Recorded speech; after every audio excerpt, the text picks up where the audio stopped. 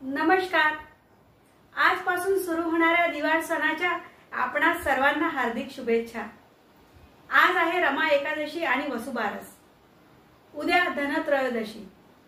असे म्हटले जाते की धनत्रयोदशीला सोनं किंवा चांदी नक्की खरेदी करावं, थोडंसं तरी करावं।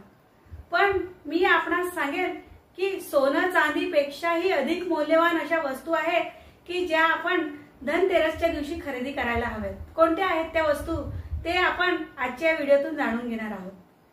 तर फ्रेंड्स, आपण सर्वजण धनत्रयोदशीला देवी आई लक्ष्मीची पूजा करतो, पण या दिवशी खरं तर धन्वंतरी देवाची पूजा केली जाते। धन्वंतरी देव कोण आहेत? धन्वंतरी जे आहेत ते देवतांचे डॉक्टर आहेत, आरोग्याचे देव आहेत हे धन्वंतरी देव। असे म्हटले जाते की समुद्र मंथनाच्या दरम्यान हे धन्वंतरी देव जे होते ते हातामध्ये अमृत कलश घेऊन प्रकट झालेले होते आणि तो दिवस होता धनत्रयोदशीचा। म्हणून धनत्रयोदशीच्या दिवशी धन्वंतरी देवताची पूजा केली जाते। ते देवतांचे डॉक्टर आहेत आणि आपलं आरोग्य जर चांगलं राहिलं तर आपण सगळे सुख भोगू शकतो। म्हणून आपण या दिवशी धन्वंतरी देवताची पूजा करतो। त्यानंतर या दिवशी कुबेर देवाची पण पूजा केली जाते। कुबेर देवता जे आहेत ते धनधान्यांचे, समृद्धीचे यांची देवता आहेत। म्हणून आपण या दिवशी धनकुबेराची देखील पूजा करतो। माता लक्ष्मी बरोबरच या दोघं देवतांची पूजा या दिवशी केली जाते धनत्रयोदशीला। तर असे म्हणतात की आजच्या दिवशी म्हणजे धनत्रयोदशीच्या दिवशी आपल्याला थोडंसं तरी सोनं किंवा चांदी खरेदी करायला हवी। पण त्याच्यापेक्षाही मौल्यवान अशा काही वस्तू आहेत की ज्या धनत्रयोदशीच्या दिवशी खरेदी केल्याने आपल्याला अधिक चांगले फळ मिळते, आपल्याला लक्ष्मी देवीची कृपा प्राप्त होते। अशा लक्ष्मी देवीच्या आवडत्या काही वस्तू काय ज्या मी तुम्हाला आजच्या या व्हिडिओमध्ये सांगणार आहे। तर त्या वस्तू आहेत, त्याच्यात पहिली गोष्ट जी आहे ती आहे धने। धने जे आहे ते देवी लक्ष्मीला खूप प्रिय आहेत। म्हणून धनत्रयोदशीच्या दिवशी धने नक्की खरेदी करायला हवे। धने खरेदी केल्याने आपल्या घरात सुख समृद्धी आणि धनधान्याची भरभराटी राहते, कारण की धने जे आहेत ते लक्ष्मी मातेला खूप प्रिय आहेत। त्यानंतर आजच्या दिवशी लोक पिवळ्या कवड्या किंवा तुमच्या इथे कुठल्याही कवड्या मिळू द्या, या कवड्या खरेदी करतात। या कवड्या ज्या असतात त्या आपण आज जे खरेदी करणार आहोत, धनत्रयोदशीला जी खरेदी करणार आहोत त्याची पूजा आपण लक्ष्मी पूजनाच्या दिवशी लक्ष्मी पूजनात ठेवून करणार आहोत। या वस्तू आपल्याला आणून ठेवून द्यायच्या आहेत। तर पिवळ्या कवड्या किंवा तुम्हाला ज्या अवेलेबल असतील त्या कवड्या तुम्हाला 5 घेऊन घ्यायच्या आहेत। त्यानंतर माता लक्ष्मीला हळकुंड जे आहेत ते खूप प्रिय आहेत। हळकुंड जे तुम्ही बघत असाल की त्याची क्रीम वगैरे पण तयार होते। हळदी जी आहे ती अँटीबायोटिक म्हटली जाते। त्यानंतर हळदीचे आपल्याला खूप उपयोग आहेत। म्हणून हळकुंड जे आहेत ते नैसर्गिक दृष्ट्या पण खूप चांगले आहे। हळकुंड जे आहे ते 5 आपल्याला खरेदी करायचे आहेत या दिवशी।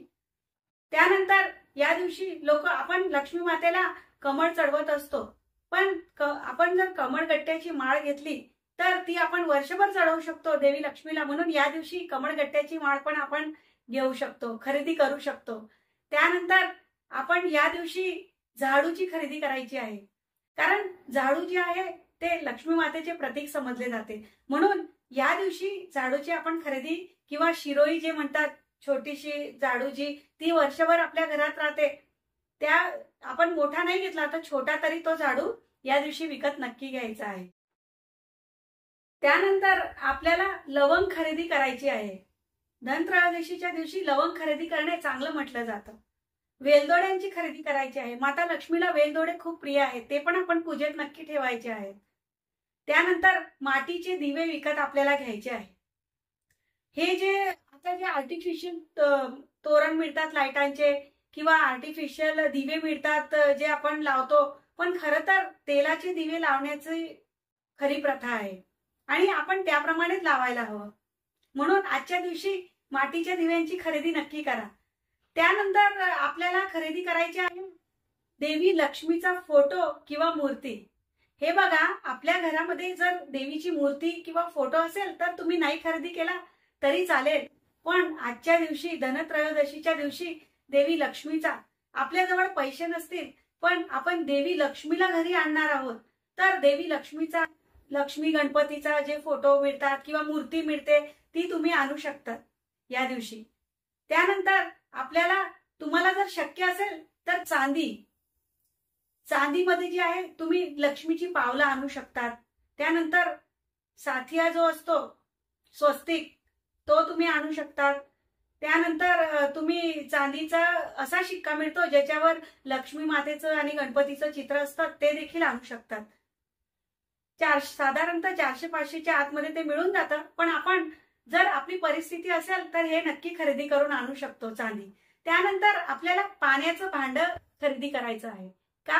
कारण की या दिवशी अमृत कलश घेऊन धन्वंतरी देवता प्रकट झालेले होते समुद्र मंथनात, म्हणून आपल्याला चांदीचं तर नाही कलश शक्य होणार किंवा सोन्याचा, पण आपण पाण्याचं स्टीलचं भांड घ्यायचं आहे. या दिवशी कुठल्याही परिस्थितीत आपल्याला लोखंड खरेदी करायचं नाही, आपल्याला स्टीलचं भांड खरेदी करायचं आहे. त्यानंतर तुम्ही स्टीलचा दिवा खरेदी करू शकतात किंवा पितळेचा दिवा खरेदी करू शकतात.